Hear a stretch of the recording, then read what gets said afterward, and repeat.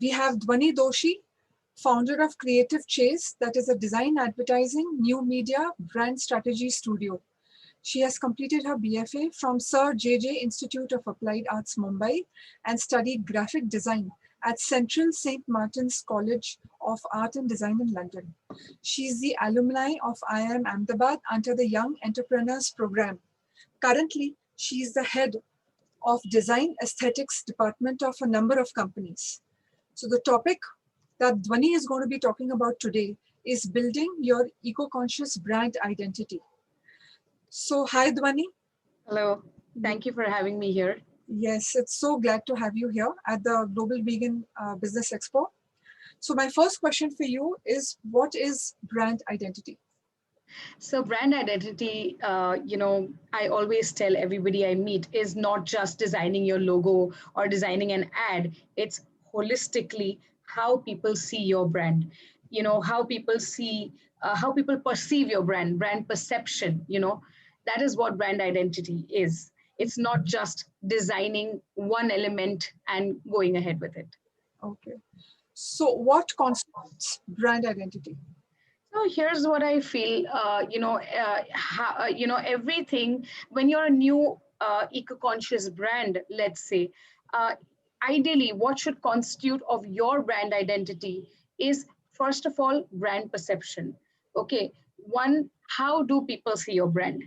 Secondly, how do you see your brand as the founder or the creator of the brand, or collective group of founders and creators? So these 2 points are very important to start with. After which, you get into the other design elements and aspects of brand identity, which is logos, stationery design, packaging design, promo material, media material, which is digital, print, outdoor, and then so on. Mm-hmm. What I think should holistically, constitute brand identity: ideation, design, and execution. So according to you, should one go for this process professionally? So here are a couple of things that things that I'd like our viewers to know. People feel that brand identity is very expensive to make, but always look at it from the return on investment point of view. If you are going to put in a little investment or money into brand ideation and design, and obviously execution as well, it is going to be quite beneficial in the larger scheme of things, especially when you are going to make the jump from a very, very homegrown brand into something a little more professional. You will not have to keep changing your identity as and how you go ahead. So ideally, I feel you should invest in a professional for it. And if you're, if you're going to hire one, obviously, you should hire somebody who you're going to be compatible with for a long term. Don't just hire a professional to do this work for you, to say, okay, mujhe sirf logo or visiting card chahiye. This is how a lot of brands who come to me when they begin, they just say, I need only 2 things. Just give me 2 things: logo and visiting card, and I'll be done. But I don't think one should choose a branding partner like that. So if you're creating a brand on your own, what steps should we keep in mind? Okay, so I couldn't hear that a little bit, but I'm presuming you said if we create a brand on our own, then what should one keep in mind, right? Okay, so let's say that today you have a little bit of expertise with Canva, or maybe a little bit of design, knowledge, or if somebody in the family or friend circle has great knowledge about design per se, which comes after ideation. If you are going to do it on your own, I'm going to run you through a couple of processes today that will help you, run through it much easier than how you would have otherwise. Great. So can you elaborate a little bit? Why would a small startup or a small company choose a professional?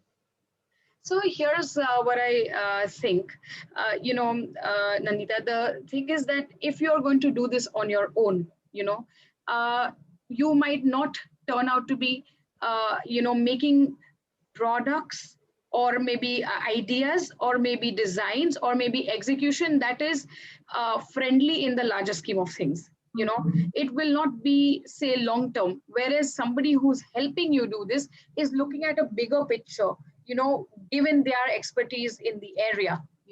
So that's why I choose somebody. I'm not saying go and pick the biggest agency on the planet. There are lots of small agencies like ours, Nanita, we already work like Creative Chase Design, my company. We already work with so many NGOs, eco-conscious brands already, not for the money, but just for the sheer passion of it.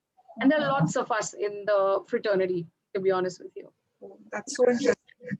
So, Dhwani, can you tell us what are the basic initial steps to build your brand identity? Okay. So I'm going to run you all through a presentation at this point of time.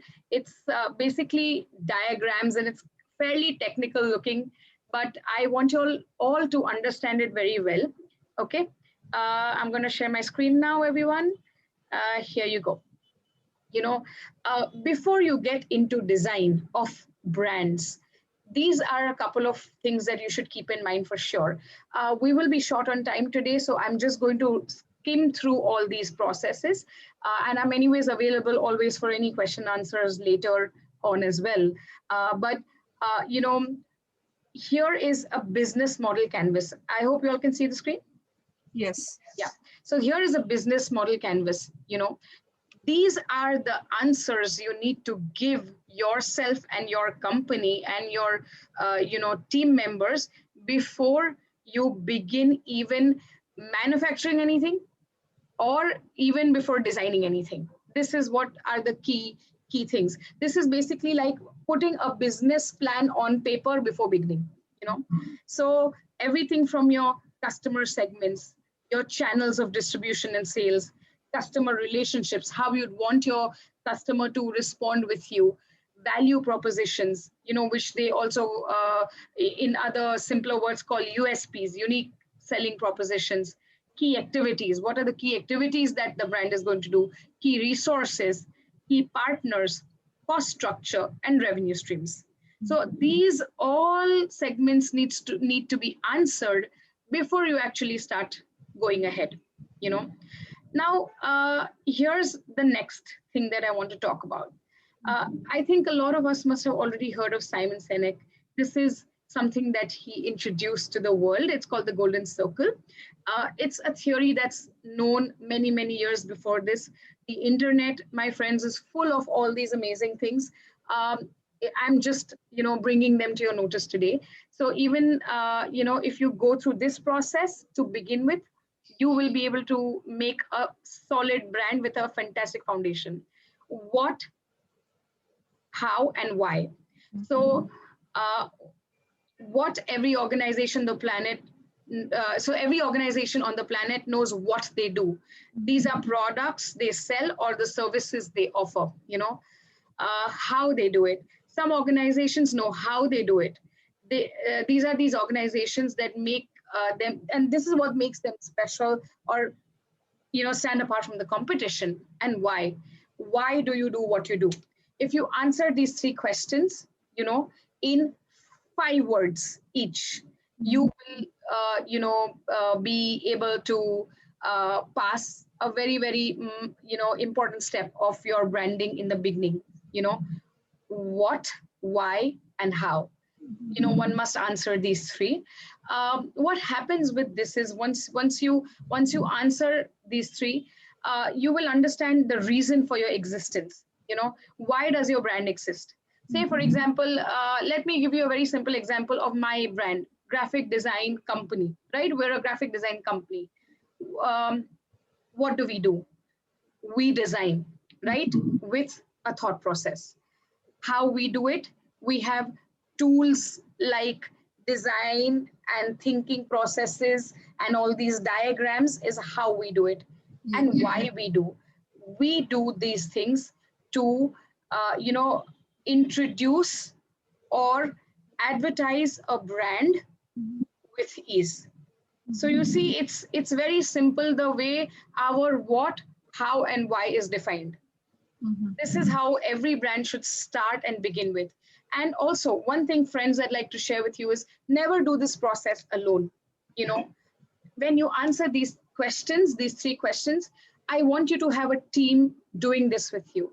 And the team doesn't only include, you know, yourself and maybe your family, or maybe yourself and your, co-founders. This, when you sit to do these processes that I just discussed with you, or I'm going to discuss further, you should have some the founding members, your brand strategist. Usually we are on board on something like this, but if not the brand strategist, then target audience, somebody from the target audience who you think is your target customer. You should have the production team. You should have your, sales team. So everybody who's going to help you in building the brand should be a part of this process when you're actually identifying these things. Say, for example, right now you're a small brand and you're a one-man show. How would you do it? You do it with your friends, do it with your family, do it with your target audience. It's still possible, right? But if you do it alone, you will only bring what's in your thought process on paper, which you've already done. You already know what you personally want. But a brand is always a collective effort of many people together, right? So this is what I want you all to understand for sure. Okay. The next process, after you do your golden circle, this, what you see, friends, in front of you, which many of you might know as well, is called the design thinking process.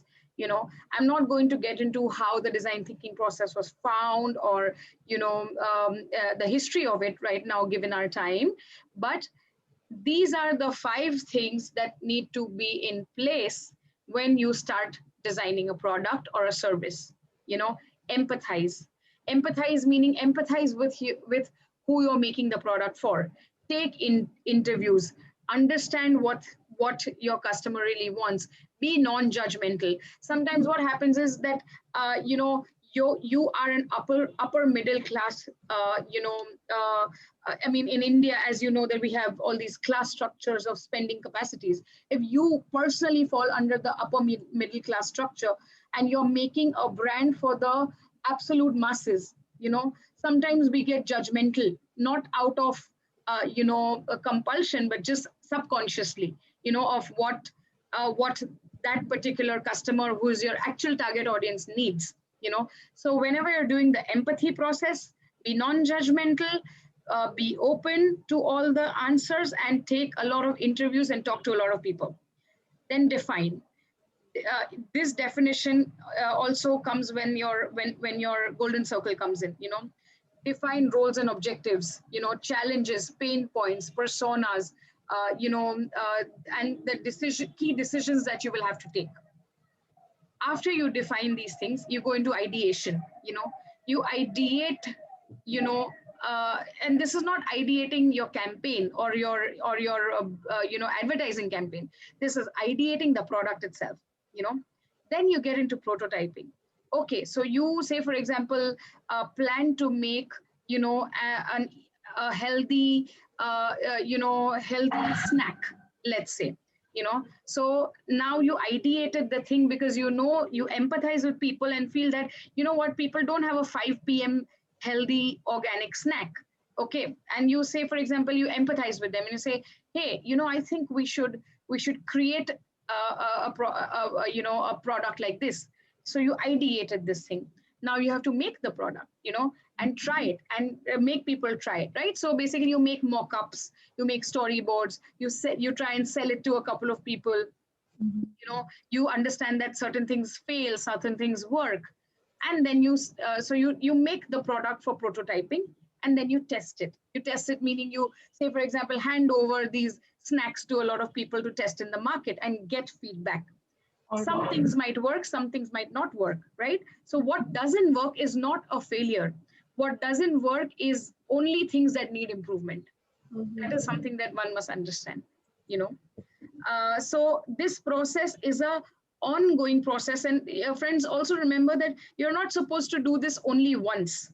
You are supposed to do this time and again, until you feel that you've not reached a stage where you're ready to release. Now what happens is, a lot of people get stuck in few of these stages, like ideation or prototyping. or testing itself, and they don't end up releasing the product for a very long time. So like say for example, I was a part of a design strategy and thinking process for somebody, and it took 6 years to release a product. By the time the product was released, it kind of became almost, it almost became a non-unique product by that time. So act upon things fast. If you have failed on something, reiterate and come back and act upon it again. But don't take years and years together through this process. Maximum, I would say, time to be given to a process like this is 3 months. Oh, yes. So on the higher side, until unless your product is very, very, difficult to process or manufacture or something like that, then obviously it'll take its own time, right? yes. Now coming to another process, which is the Ikigai process. I'm going to take a little bit of, it's a little complex diagram. It is available on the internet for everybody to see. It's very, very famous.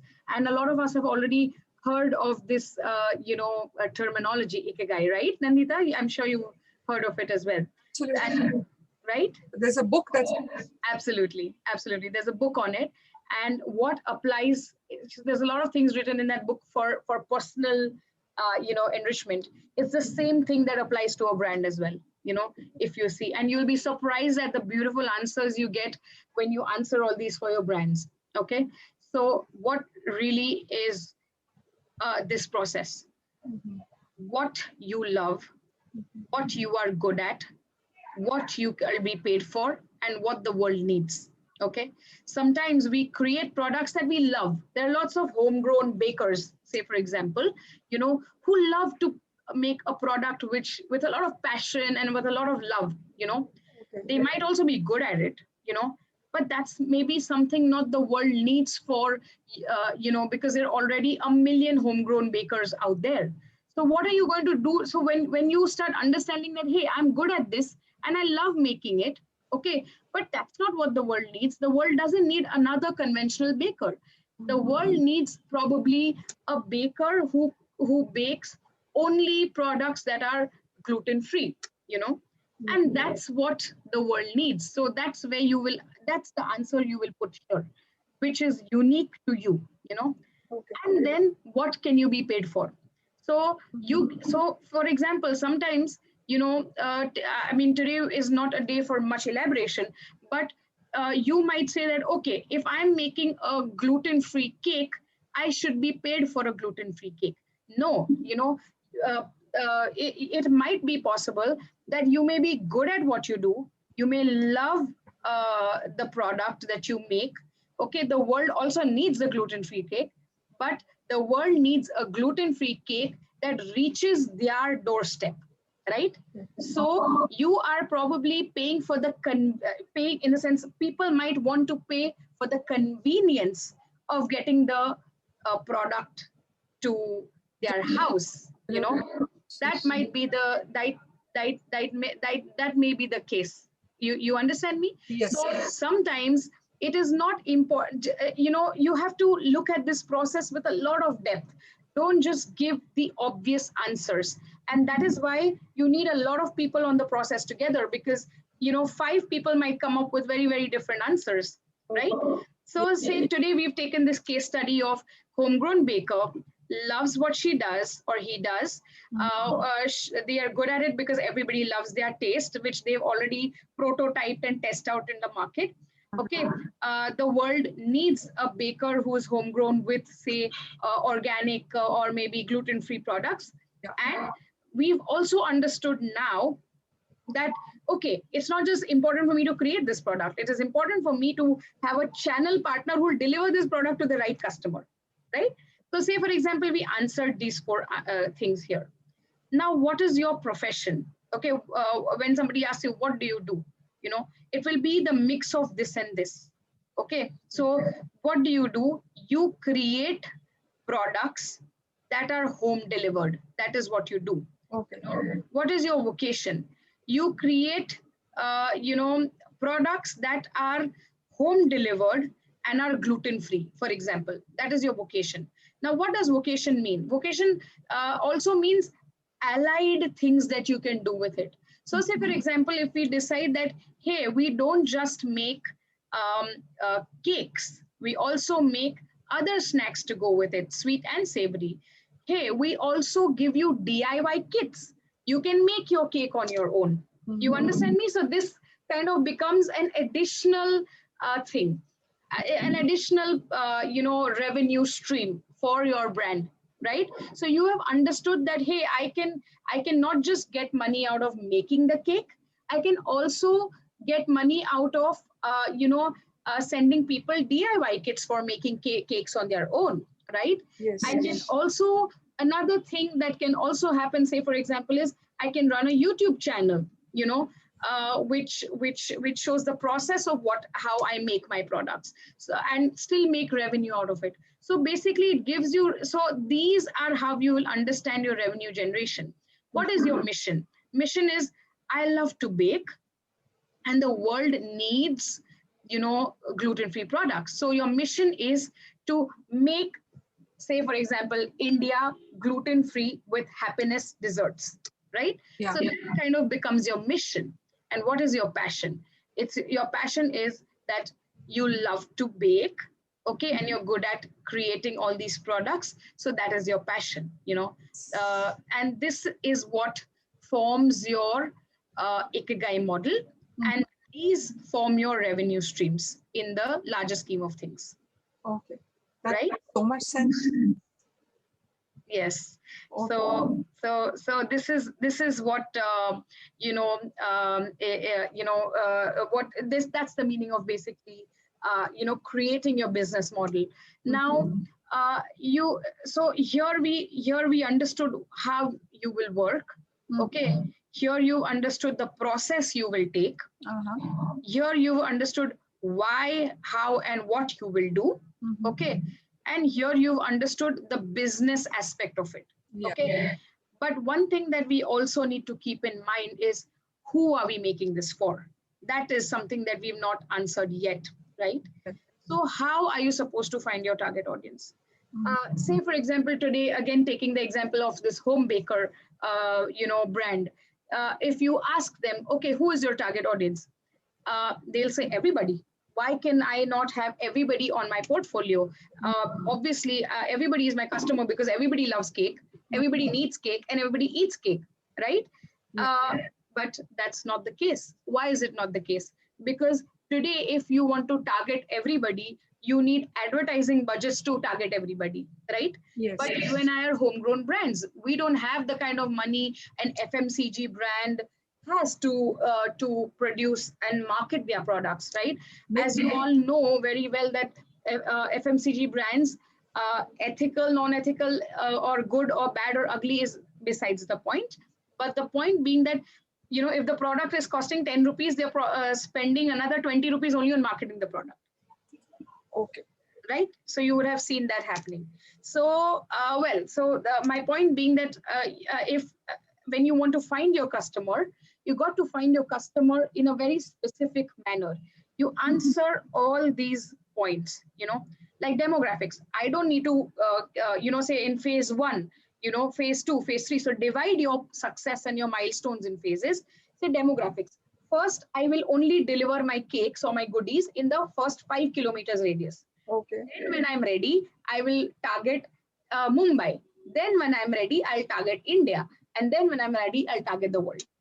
That's how you grow. Don't just start with the fact that everybody is my audience, because we don't have the advertising budgets for everybody, right? Yes. Then and you focus on people. Now, when you say focus, what they mean is that you have decided that in the locality of 5 kilometers, you want to focus only people who are vegan, because they are the ones who consume organic, non-gluten products the most. So what will you do? You will automatically start saying, hey, if that is my target audience, I need to market at farmers market. I need to market at expos like Global Vegan, right? Or I need to market, or I need to be in communities that meet and greet and do vegan things together or organic things together or stuff like that. So automatically you start streamlining your thought process, right?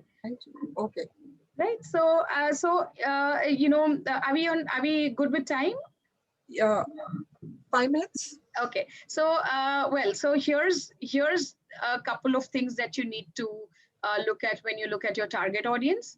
Okay, and when you answer them all, okay, let's say you have focus, you've decided your niche, you made a decision of who your right target audience is. Then, so after you do this part, you will do this part.